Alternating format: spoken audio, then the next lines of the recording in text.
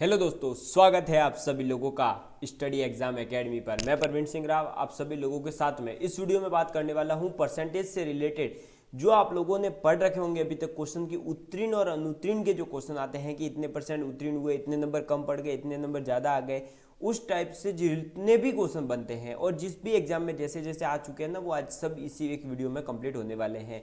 तो आज आप कॉपी में नोट डालिएगा कि उत्तीर्ण अनुत्तीर्ण टाइप के क्वेश्चन, ठीक है। और उससे पहले आज की क्लास स्टार्ट करें एक मोटिवेशनल कोट कि हम भी परिंदों की तरह एक दिन उड़ेंगे, हम भी परिंदों की तरह एक दिन उड़ेंगे, लड़ना पड़े अगर रातों से तो लड़ेंगे, इस बार न कर पाए अगर मुकाम हासिल तो दोबारा उससे भी ज़्यादा मेहनत करेंगे। ठीक है दोस्तों, तो चलिए फिर आज की क्लास का शुभारंभ करते हैं।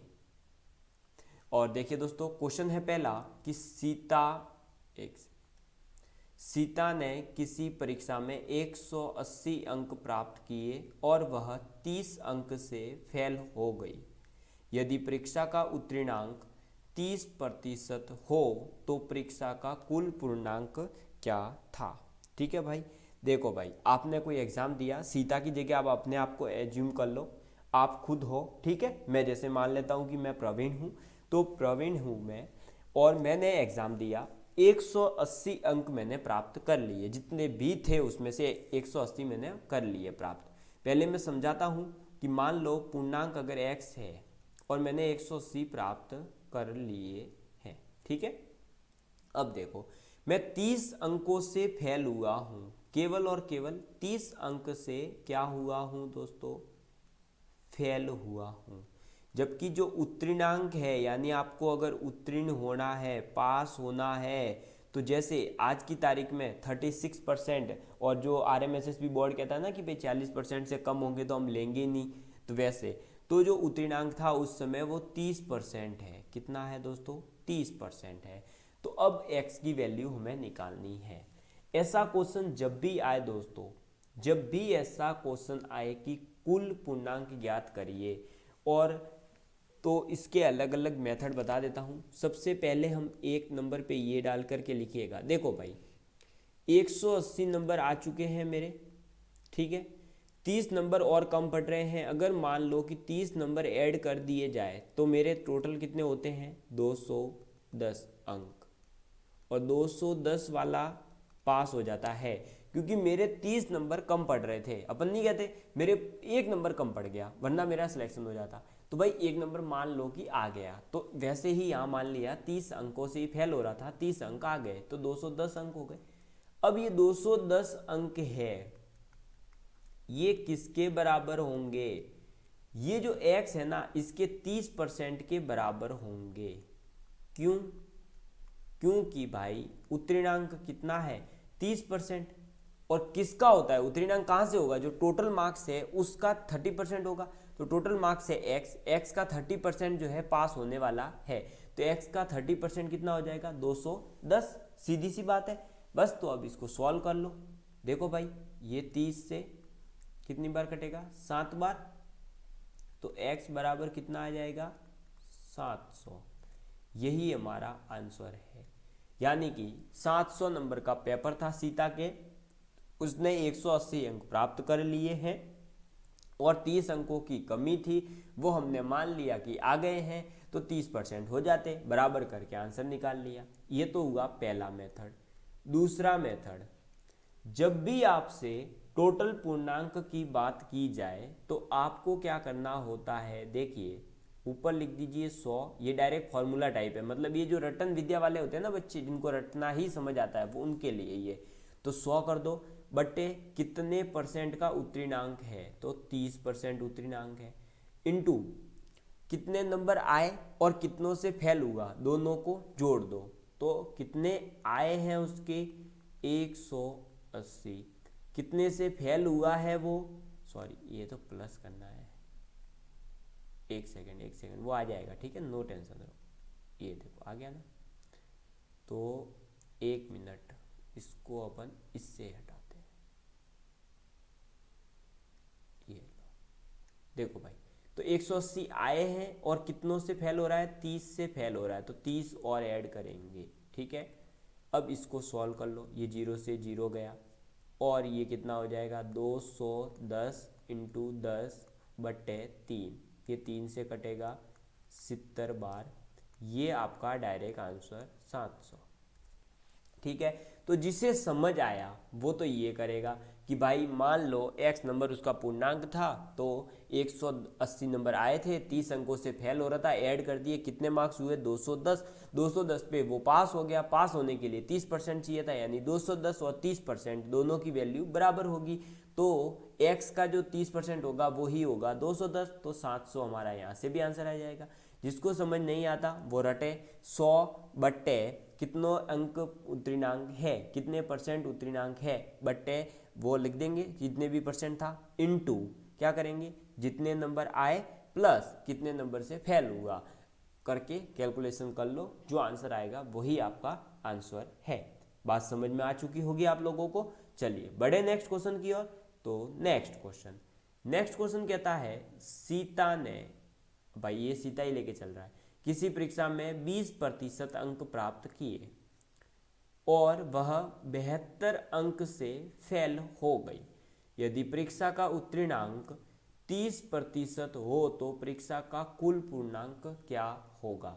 तो वैसे ही पहला मान लिया कि x पूर्णांक है, अब उसने 20% तो अंक प्राप्त कर ही लिए हैं, तो x का 20%, सॉरी ये x यहाँ पे गड़बड़ करेगा ऐसा लग रहा है मुझे, तो मैं इसको एक बार हटाता हूँ, यहाँ पे हम कुछ और मानते हैं ताकि दिखे, p मान लो, तो ये p मान लिया, तो p का 20% वो प्राप्त कर चुकी है। देखो ये बोला है 20% अंक प्राप्त किए, किसके, जो टोटल होता है उसके 20% प्राप्त किए, तो p है टोटल उसके 20%, और वो फेल हो गई 72 नंबर से, उसको पास करवा दो 72 से, ये करवाई पास, और वो पास कितने पर हो रही है 30% पर, किसके 30%, p का 30%। बस ये आ गई हमारे पास समी। अब इसको सॉल्व कर लो, तो ये देखो 5 बार और ये 0 से 0, तो ये कितना हो गया 72 बराबर 3p अपॉन में 10 और ये माइनस p अपॉन में 5। ठीक है, इसको सॉल्व करेंगे तो ये आएगा 10, ये हो जाएगा 3p, ये हो जाएगा 2p, ये हो जाएगा 72, और ये मल्टीप्लाई होते ही आ जाएगा 720 इज इक्वल टू p, यानी कि जो टोटल नंबर है वो 720 नंबर का पेपर था, 720 में से उसने 20% प्राप्त कर लिए थे, यानी 144 नंबर उसने प्राप्त कर लिए थे, और 144 में 72 नंबर और जुड़ जाते तो वो पास हो जाती। ठीक है, ये तो हुआ पहला मेथड, आप लोगों को पता चल ही चुका होगा। और दूसरा मेथड क्या कहता है, तो दूसरा मेथड जो ट्रिक वाला है, जिसमें आपको कुछ समझना नहीं, वही 100 तो ऊपर आएगा ही आएगा, बट्टे और इनटू। अब देखो, जब आप लोगों को डायरेक्ट अंक नहीं दे रखे हो, कैसे भाई कितने अंक प्राप्त किए, वो अंक न दे करके प्रतिशत दे दिया, पीछे अंक दिए थे, देखो मैंने बताया है वहां, ये याद रखना, यहाँ अंक कितने प्राप्त किए थे 180, यहाँ उसने 20% प्राप्त किए हैं।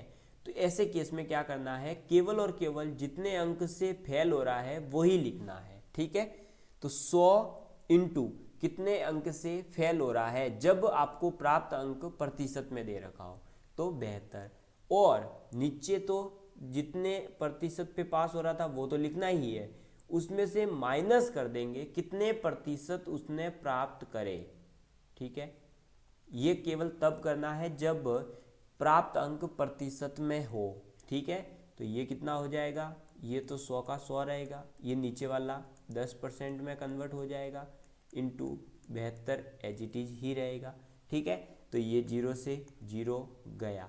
अब यहाँ ये मत सोचना कि यहाँ परसेंटेज हटाने बैठूँ, नहीं हटाना भाई, परसेंटेज पीछे भी देख लो कहाँ हटाया था, क्या 30 का 30 डायरेक्ट लेना है, मतलब ये तो समझा रहा हूँ कि ये 30% है, लेकिन यहाँ कोई परसेंट लेके नहीं चलना है। ठीक है, ऐसा नहीं कि यहाँ नीचे 100 लगा दो फिर तो बहुत ज़्यादा आ जाएगा आंसर, और ये लो 720 आ गया आंसर, तो p की वैल्यू यहाँ पर भी 720 आ गई।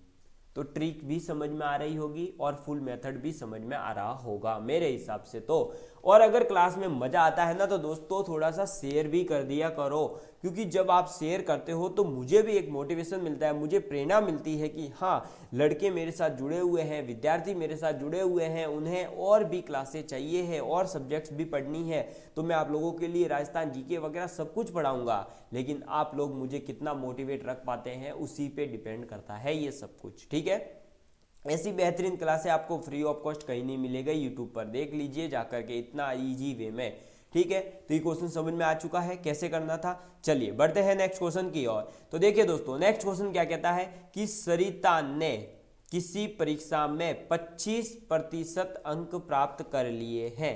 ठीक है, 25% उसने प्राप्त कर लिए, परंतु 40 अंक से वो फेल हो गई है। ठीक है, उसी परीक्षा में एक अंशुल नाम का विद्यार्थी है, उसने 40% अंक प्राप्त किए, जो उत्तीर्णांक से यानी जितने नंबर चाहिए थे उसको पास होने से उससे 35 अंक अधिक प्राप्त कर लिए। तो बताओ परीक्षा का कुल पूर्णांक क्या है। जब भी ऐसा क्वेश्चन दिखे दोस्तों आपको ज़्यादा दिमाग कुछ भी नहीं लगाना है। ऐसा नहीं कि यहाँ दिमाग लगाने बैठ जाओ और अच्छा ऐसे वैसे, अरे ऐसे वैसे कुछ नहीं करना। सीधा सीधा एक तरफ सरिता को लिखो, ठीक है, और एक तरफ अंशुल को लिखो। इन दोनों ने क्या क्या कारनामे करे भाई। जो सरिता है उसने क्या कारनामे करे, 25% अंक प्राप्त कर लिए।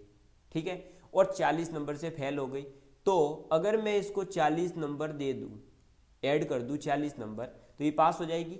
ठीक है, इसको कर दिया पास, बराबर का साइन लगा दो चुपचाप से और अंशुल के ऊपर आ जाओ। अंशुल ने कितने प्रतिशत अंक प्राप्त करे, 40%। लेकिन उसने ज़्यादा प्राप्त करे हैं उत्तीर्णांक से, कितने ज़्यादा प्राप्त करे हैं, 35। अगर मैं 35 घटा दूं तो वो केवल और केवल पास होगा।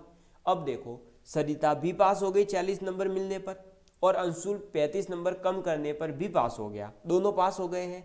और आपको पता है एक एग्जाम अगर दिया है तो उत्तीर्णांक तो दोनों के लिए सेम ही होगा ना भाई।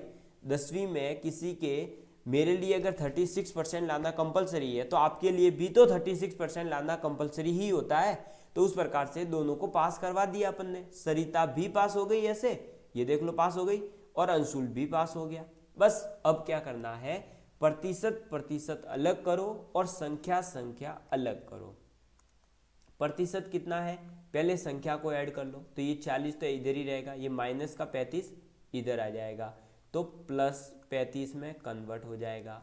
और ये 40% इधर ही रहा, इस 25% को इधर लाए, प्लस का था तो माइनस 25% हो जाएगा। ठीक है, ये कितना हो जाएगा दोस्तों, 75, और ये कितना हो जाएगा, 15%। ठीक है, अब क्या हो गया कि 15% जो भी उनके मार्क्स है ना टोटल, उसका 15% जो है वो 75 है। ये बात हमारे पास आ गई इस लाइन से। अब आपको कुछ भी नहीं करना है, कुल पूर्णांक मान लो आपने p माना है, तो p का 15% निकाल लो और उसको 75 के इक्वल रख दो, तो 15 पंजे 75, तो p इज इक्वल टू 500। यही हमारा आंसर है। तो क्या करना है इस टाइप के क्वेश्चन में, जब दो जना, कोई एक पास हो रहा हो, कोई एक फेल हो रहा हो, कोई अधिक अंक ला रहा हो, कोई कम अंक ला रहा हो, उस केस में कुछ भी ज़्यादा दिमाग नहीं लगाना। केवल और केवल क्या करना है कि जो भी है ए को इस साइड, बी को इस साइड लिख दो, अलग अलग। अलग अलग लिखने के बाद प्रतिशत प्रतिशत अलग करो और संख्या संख्या अलग करो, आपके पास में आंसर आ जाएगा। आपको समझ में आ चुका होगा। लेकिन क्या होता है कि कुछ स्टूडेंट होते हैं ऐसे जिन्हें केवल और केवल फॉर्मूले याद रहते हैं, उन्हें कॉन्सेप्ट याद ही नहीं रहता। तो भाई उनके लिए जो है डायरेक्ट क्या याद रखना है कि अंकों का अंतर, ठीक है, बटे क्या करना है, प्रतिशत का अंतर। इंटू 100 कर देना है और कुछ भी नहीं करना। देखो भाई आंसर आता है यानी अंकों का अंतर, अंक कितने हैं यहाँ 40 और यहाँ कितने हैं दोस्तों 35। लेकिन आप ऐसा नहीं कर देना है कि 40 माइनस 35 कर दो, नहीं भाई 40 माइनस 35 नहीं करना है। अंकों का अंतर यहाँ कितना होगा, देखो एक बात समझो, आपके पास में 60 रुपए है, ठीक है, कितने रुपए हैं 60 रुपए है, तो 100 में कितने कम है आपके पास 40 रुपए, ठीक है। और मेरे पास 135 रुपए है, मेरे पास 100 से कितने ज़्यादा है 35 रुपए ज़्यादा है, तो आप में और मुझ में डिफरेंस कितने का होगा 75 का, ठीक है। तो वही बात यहाँ है कि जो पास हो रहा है वो 35 अंक अधिक ला रहा है, जो फेल हो रहा है वो 40 अंक, जो एक लिमिट है, मतलब मान लो कि 100 नंबर कंपलसरी है सभी के लिए, ठीक है, 100 नंबर लाने ही लाने हैं सभी को। तो जो ये 100 नंबर का क्राइटेरिया है ना, ये दोस्तों 100 नंबर सबको लाने ही लाने थे। अब लेकिन एक जना लेकर के आ गया कितने दोस्तों 60, जबकि दूसरा लेकर आ गया 135, ठीक है, लेकिन पास हो रहे थे 100 पर। तो अगर इसको 40 और मिल जाए और इसको 35 कम कर दिया जाए तो भी दोनों पास ही हो रहे हैं। तो इन दोनों का डिफरेंस कितना है, कितना है 75 अंकों का है या नहीं, 135 और 60 का डिफरेंस 75 है ना। तो वही बात यहाँ कह रहा है कि एक के पास ज़्यादा है एक के पास कम है, लेकिन एक पास होने के लिए जो था ना उस क्राइटेरिया पे लाएं तो अंतर कितना हो जाएगा आपके 40 प्लस 35, ठीक है। और प्रतिशत का तो अंतर ही निकालना है, 40 माइनस 25 15 इंटू 100, ये कटेगा 5 बार, P की वैल्यू डायरेक्ट आ गई 500। बात समझ में आई कि नहीं, इसको हटाता हूँ, बात समझ में आ गई कि नहीं दोस्तों। तो जिस भी स्टूडेंट को ये कॉन्सेप्ट समझ आ गया हो उसके लिए तो बेहतरीन है, क्योंकि उसके लिए कैसा भी क्वेश्चन आ जाए कर जाएगा। लेकिन ये जो प्रतिशत, ये जो फॉर्मूला है, ये भाई हो सकता है किसी को समझ ही नहीं आए, फॉर्मूला वहाँ एग्जाम में भूल गया, फिर भाई मेरी प्रॉब्लम नहीं है। तो फॉर्मूला क्या कहता है, अंकों का अंतर। अब अंकों का अंतर में कई बार हड़बड़ाहट में हम 40 माइनस 35 कर देंगे, 35 माइनस नहीं करने, 35 तो ऐड करने हैं, कितने अंकों से वो अधिक कितने ला रहा है उसको तो ऐड करने हैं, ठीक है, और कितने कम है वो उसमें ऐड करने हैं, ये बात आपको समझनी है। प्रतिशत का अंतर नीचे लिखना है, इंटू 100 कर देना है और कुछ भी नहीं करना है। तो ये क्वेश्चन आप लोगों को समझ में आ चुके होंगे। चलिए बढ़ते हैं नेक्स्ट क्वेश्चन की ओर। नेक्स्ट क्वेश्चन है, किसी कक्षा में 30% छात्र, 30% छात्र संस्कृत में, 25% छात्र अंग्रेजी में अनुत्तीर्ण रहते हैं। कोई कक्षा है उसमें भाई क्या होता है कि 30% छात्र तो संस्कृत में फेल हो जाते हैं और 25% छात्र इंग्लिश में फेल हो जाते हैं। यदि दोनों विषय में 10% छात्र फेल होते हैं तो बताओ दोनों विषय में कुल कितने छात्र अनुत्तीर्ण हुए। ठीक है, देखो क्वेश्चन क्या कह रहा है, संस्कृत में कितने फेल है तो 30%, ठीक, इंग्लिश में कितने फेल है 25%, दोनों में कितने फेल है 10%, ठीक है।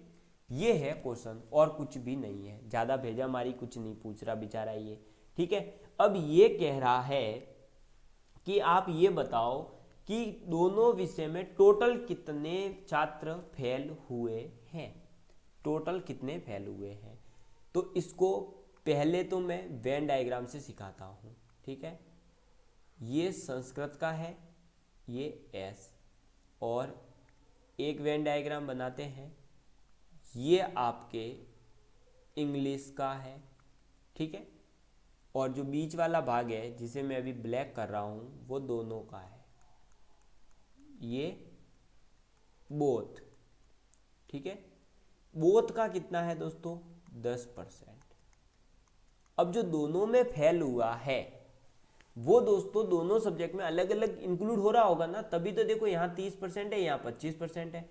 तो अब देखो इंग्लिश का टोटल मिलाकर कितना होना चाहिए 25%, जबकि बोथ में कितना है 10%, तो बचा कितना है इसका 15%। देख लो इंग्लिश में जो आ रहा है वो कितना आ रहा है 15 और 10 25% आ गया। इंग्लिश में 25% फेल कर दिए अपन ने। अब संस्कृत में कितना है, टोटल कितना है 30, जबकि दोनों में कितना है 10, डिफरेंस कितना हो जाएगा 20, तो ये 20%। ठीक है, आ गया समझ में? देख लो भाई, तो वेन डायग्राम बनाना सीखा या नहीं?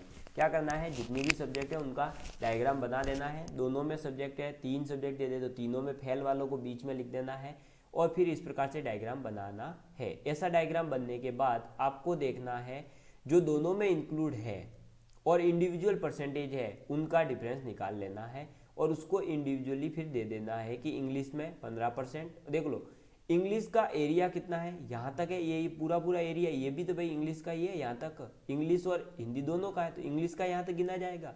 तो 15 और 10 25, 20 और 10 30। ठीक है, अब फिर क्या कर देना है कि जो जो परसेंटेज आए ना, ये 20% अलग अलग 10% और 15%, इसको जोड़ दो तो 45%, यही हमारा आंसर है।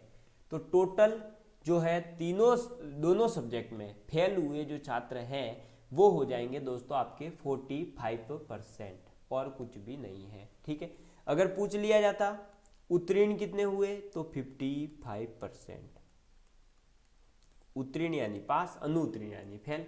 ठीक है, अब यहाँ पर कुछ टीचर्स और कुछ किताबों में आपको एक फॉर्मूला मिल जाता है और वो फॉर्मूला कई बच्चों के समझ ही नहीं आता है, तो मैं आपको वो फॉर्मूला लिखवा तो देता हूँ, लेकिन आपकी इच्छा है यूज करो या नहीं।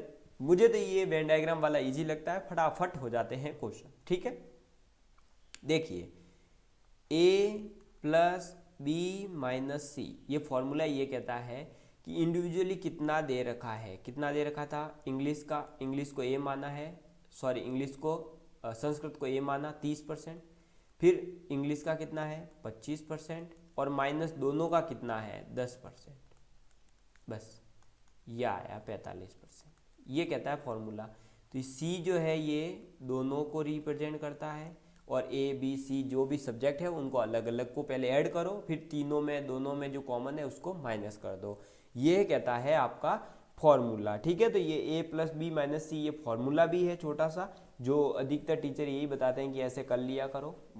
ठीक है, आपको अगर अच्छा लगे तो भाई ये भी यूज कर लेना, आपकी इच्छा है। ठीक है, मैं इसमें किसी को कुछ भी नहीं कहूँगा क्योंकि मुझे तो वेन डायग्राम ईजी लगता है। चलिए बढ़ते हैं नेक्स्ट क्वेश्चन की ओर। तो दोस्तों नेक्स्ट क्वेश्चन यही है कि आपको एक होमवर्क दिया जा रहा है, ये है आपका होमवर्क। क्या है दोस्तों, होमवर्क है आपके सामने कि आपको ये क्वेश्चन करके लाना है। क्वेश्चन कहता है किसी कक्षा में 60% छात्र, कितने 60% छात्र, मैं एक डायग्राम बना रहा हूँ फिर आप समझ लेना। ये हो गया साइंस का क्योंकि विज्ञान में 60% है। फिर इसने बोला 70% छात्र हिंदी में, तो यहाँ हिंदी है, ये 60%, ये 70% और 15% छात्र दोनों विषयों में अनुत्तीर्ण है। ठीक है, तो 15% ये क्या है, बोथ के लिए है, लेकिन ये तो डिनोट कर रहा है दोस्तों आपके अनुत्तीर्ण को। ठीक है, लेकिन ये आपको दे रखा है उत्तीर्ण का, ये दे रखा है आपको उत्तीर्ण का, ये पढ़िएगा देख लेना, हिंदी में उत्तीर्ण हुए जबकि दोनों विषयों में अनुत्तीर्ण हुए, तो उत्तीर्ण अनुत्तीर्ण ये शब्दों को पढ़िएगा ध्यान से। फिर यदि अनुत्तीर्ण छात्रों की संख्या 220 हो तो बताओ परीक्षा में बैठे छात्र कितने थे।